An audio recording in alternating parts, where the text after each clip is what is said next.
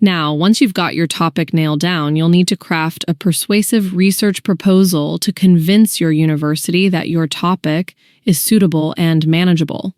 Once your proposal's been approved, it's time to start your research and write up your actual dissertation or thesis. The first chapter that you'll need to write up is your introduction chapter, which will need to provide a clear description and justification of your research. The next task will be for you to review the existing literature and compile a comprehensive literature review that synthesizes the current research in your area. Once that's done, you'll need to design a rigorous research methodology and undertake your own research. This is where the real action happens. Next, you'll need to craft your findings and discussion chapters where you'll explain exactly what you found and what it all means in relation to your original research questions.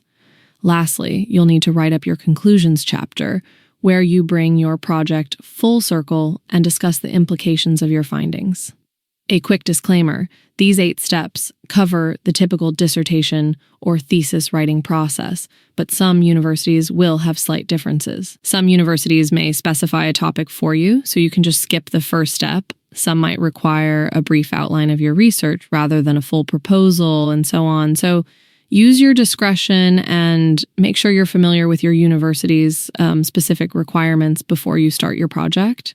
If you understand each of these steps and work through them carefully, you should be able to move through your dissertation or thesis relatively smoothly and avoid any major hurdles along the way.